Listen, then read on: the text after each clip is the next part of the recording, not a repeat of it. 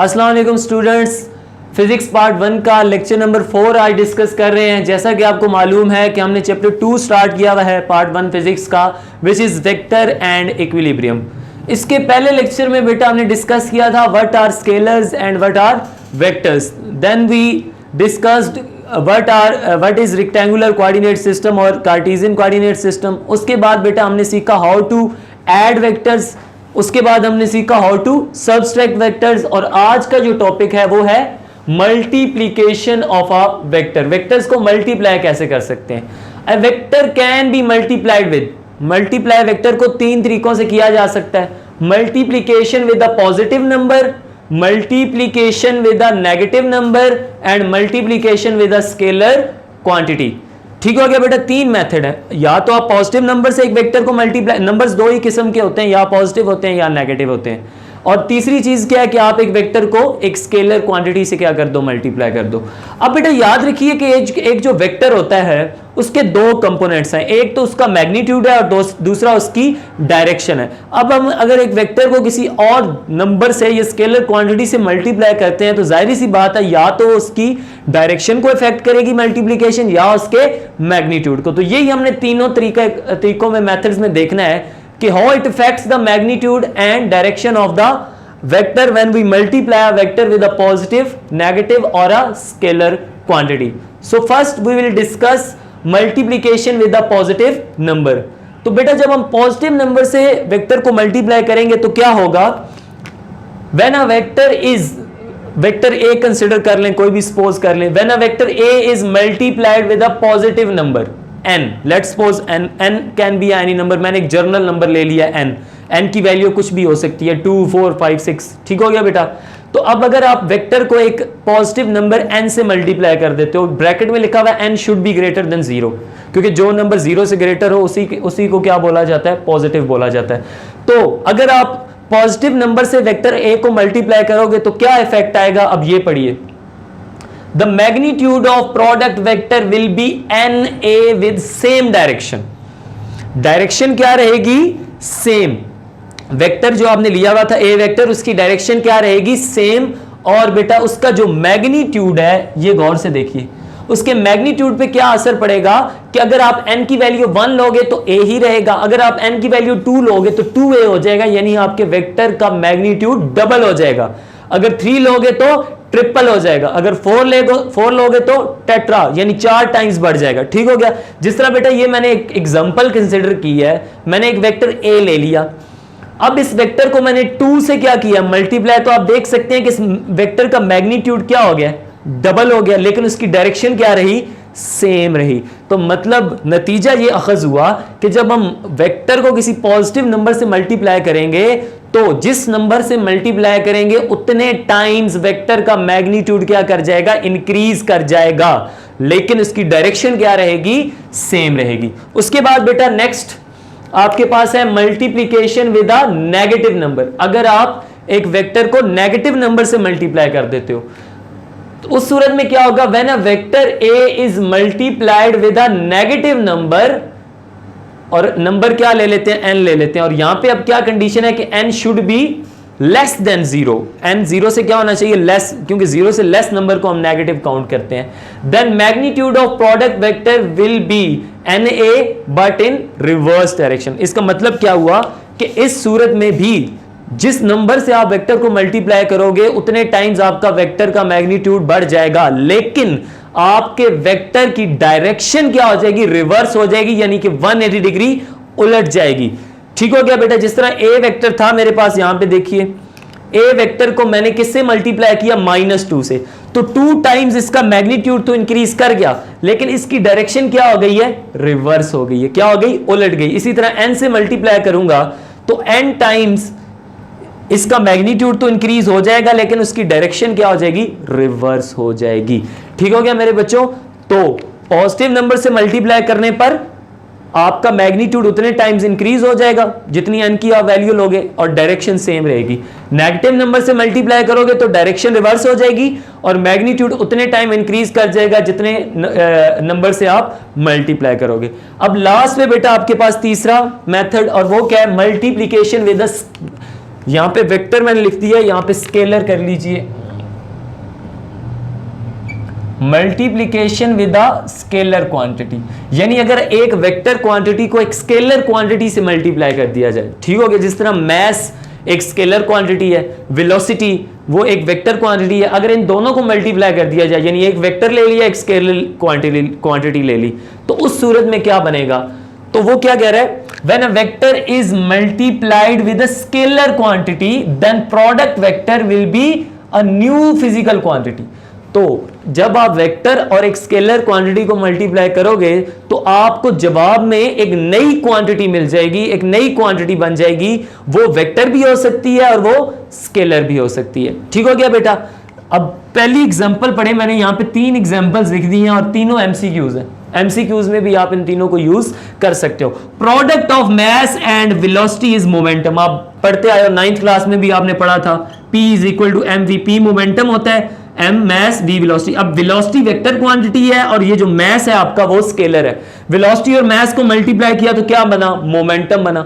ठीक हो गया, और ये एक नई फिजिकल क्वांटिटी बन गई। इसी तरह product of mass and acceleration, Newton second law of motion भी है ये, F is equal to m ए।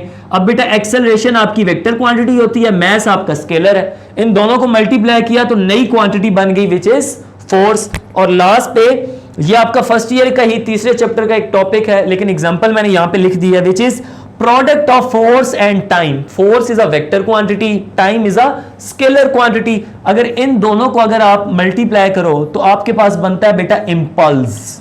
क्या बनता है? इंपल्स। इंपल्स क्या है ये हम चैप्टर नंबर 3 में इसको भी पढ़ लेंगे। ठीक हो गया बेटा।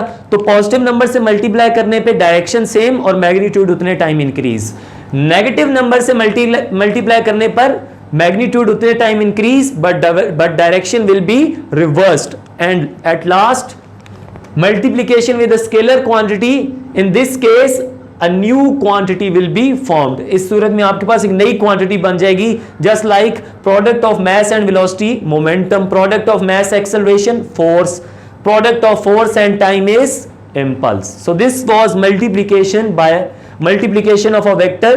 ठीक हो गया बेटा। अच्छा, उसके बाद एक बड़ी इंपॉर्टेंट डेफिनेशन वो है यूनिट वेक्टर। ये वेक्टर्स का जो चैप्टर है उसका एक बेटा बहुत ही इंपॉर्टेंट है, तो छोटी सी डेफिनेशन लेकिन इसका पार्ट बहुत बड़ा है वेक्टर के कॉन्सेप्ट के अंदर।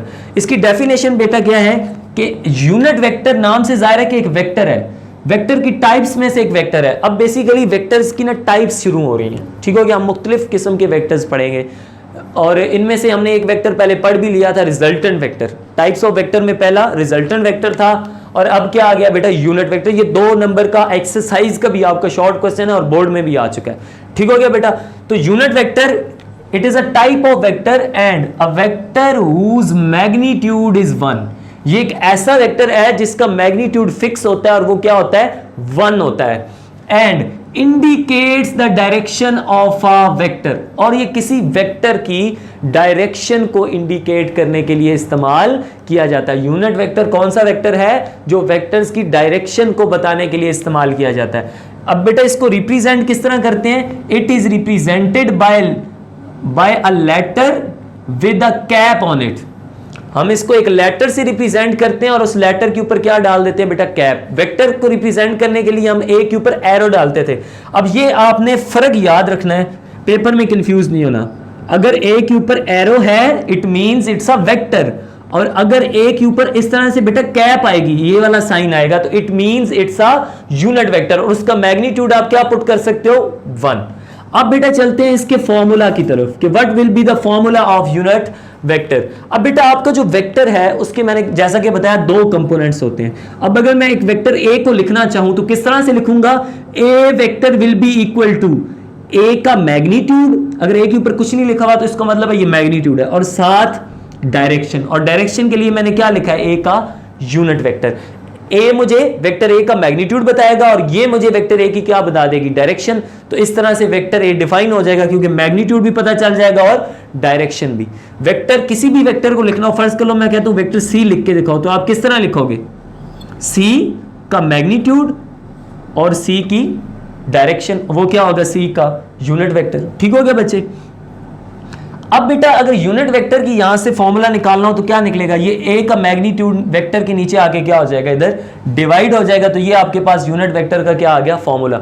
अगर आपने किसी भी वेक्टर का यूनिट वेक्टर निकालना है तो क्या करें, वेक्टर लिखें और नीचे वेक्टर का मैग्नीट्यूड लिखें, उन दोनों को डिवाइड करोगे तो क्या आ जाएगा, यूनिट वेक्टर। अब बेटा आपके पास जो यूनिट वेक्टर हैं वो बेसिकली 5 टाइप्स के होते हैं, और वो कौन कौन से हैं, आई, जे, के, आर और एन। आई जे के का काम क्या है कि अगर आपका वेक्टर अलोंग एक्स एक्सिस है, अगर आपके वेक्टर की डायरेक्शन किस तरफ को, एक्स एक्सिस की तरफ, तो उसके लिए आप कौन सा यूनिट वेक्टर यूज करते हो, I, unit vector along X axis I. इसी तरह वाई एक्सिस के अलोंग जे, इसी तरह जेड एक्सिस के अलोंग के। ठीक हो गया बेटा। अब इसको समझना कैसे, इधर देखो, अगर मैं कह देता हूं 2i, एक वेक्टर लिखा हुआ है ये 2i, इसका मतलब क्या है कि ये वेक्टर जो है इसका मैग्नीट्यूड 2 है, और ये आई कैप क्या शो कर रहा है कि ये वेक्टर किस तरफ को है, एक्स एक्सिस के अलोंग है, इस वेक्टर की डायरेक्शन किस तरफ को है, एक्स एक्सिस के अलोंग। इसी तरह अगर मैं लिखता हूं 6j, तो इसका मतलब है ये एक वेक्टर है जिसका मैग्नीट्यूड 6 है और इसकी डायरेक्शन किस तरफ को है, वाई एक्सिस की तरफ। इसी तरह अगर मैं लिख देता हूं 8k, तो इसका मतलब क्या होगा कि it's a vector with magnitude 8 but its direction is along k axis, इसकी डायरेक्शन किस तरफ को है, के अलोंग, सॉरी जेड एक्सिस के अलोंग है। ठीक हो गया बेटा। अब बच्चे जब भी आई जे के आपको नजर आए तो आपने यही समझना है कि आई का मतलब कि आपके वेक्टर की डायरेक्शन एक्स एक्सिस की तरफ है, जे का मतलब वाई एक्सिस की तरफ है, और के का मतलब जेड एक्सिस की तरफ है। ठीक हो गया बेटा। तो अब इस आई जे के की मदद से हम किसी भी वेक्टर की डायरेक्शन को इजीली बता सकते हैं। ठीक हो गया। उसके बाद दो और यूनिट वेक्टर्स हैं जो बहुत कम यूज होते हैं। एक है आर यूनिट वेक्टर। ये यूनिट वेक्टर जो आर है बेटा, ये फील्ड्स की डायरेक्शन को शो करने के लिए इस्तेमाल किया जाता है, जिस तरह के gravitational field, electric field, magnetic field, जितने भी ये फील्ड है इनकी डायरेक्शन को आर यूनिट वेक्टर से शो किया जाता है। और एन यूनिट वेक्टर है बेटा नॉर्मल। नॉर्मल से मुराद परपेंडिकुलर, किसी भी सरफेस के ऊपर अगर आप परपेंडिकुलर ड्रॉ करते हो, जिस तरह मेरे पास ये एक सरफेस है, इसके ऊपर परपेंडिकुलर क्या होगा, इसके ऊपर 90 डिग्री का एंगल, और वो ये होगा। ठीक हो गया। अगर इस सरफेस के ऊपर परपेंडिकुलर ड्रॉ करना है तो वो ये होगा, और इसकी डायरेक्शन को हम किससे शो करेंगे, एन यूनिट वेक्टर से। ठीक हो गया बेटा। अगर मैं कह देता हूं 2n, तो इसका मतलब है कि कोई सरफेस है इस तरह की और उसके ऊपर आप परपेंडिकुलर की बात कर रहे हो। ठीक हो गया। So these are 5 kinds of unit vectors, और यूनिट वेक्टर का मैग्नीट्यूड हमेशा उसकी वैल्यू क्या होती है, 1। ये एमसीक्यूज में भी आता है, what's the magnitude of unit vector, तो आंसर उसका क्या होगा बेटा 1। और ये किसके लिए इस्तेमाल किया जाता है, वेक्टर्स की डायरेक्शन बताने के लिए, अलोंग एक्स एक्सिस आई, अलोंग वाई एक्सिस जे और अलोंग जेड एक्सिस के। फील्ड्स की डायरेक्शन के लिए आर यूनिट वेक्टर, और नॉर्मल को कौन रिप्रेजेंट करता है, एन यूनिट वेक्टर। ठीक हो गया बच्चे।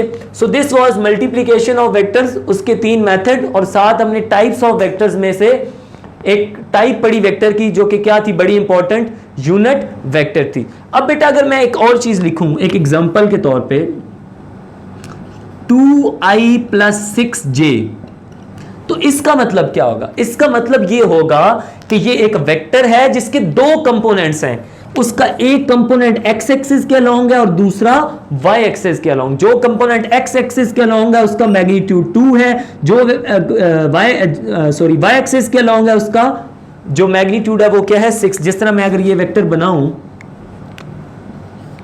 ये एक्स और वाई एक्सिस आ गए, और ये आपके पास क्या है, वेक्टर है। ठीक हो गया बेटा। तो ये वेक्टर का y कंपोनेंट और ये वेक्टर का x कंपोनेंट। ठीक हो गया। तो ये 2i था और ये क्या था, 6j। 2i + 6j मिलके क्या बन गया बेटा, ये वेक्टर बन गया। ठीक हो गया बेटा। इसी तरह अगर साथ 8z लिख दूं तो वो किसको शो करेगा, इसके z कंपोनेंट को, क्योंकि अगर वेक्टर बनाया जाए 3D सिस्टम में, जिस तरह मैंने पहले पढ़ाया था रेक्टेंगुलर कोऑर्डिनेट सिस्टम, अगर वेक्टर 3 डायमेंशंस में बनाया जाएगा तो फिर उसके बेटा 3 कंपोनेंट्स होंगे, x कंपोनेंट, y कंपोनेंट और z कंपोनेंट। और अगर बेटा आपका वेक्टर बनाया जाता है 2D में यानी 2 डायमेंशंस में, तो फिर उसके 2 कंपोनेंट्स होंगे, एक x कंपोनेंट और एक y कंपोनेंट। ठीक हो गया बच्चे। इसके बाद हमारा जो नेक्स्ट वीडियो होगी उसमें इंशाल्लाह हम वेक्टर्स की जो बाकी टाइप्स हैं उसको पढ़ लेंगे, और इस तरह से हमारी जो वेक्टर का जो इंट्रोडक्शन है वो क्या हो जाएगा, कंप्लीट हो जाएगा। जज़ाकल्लाह।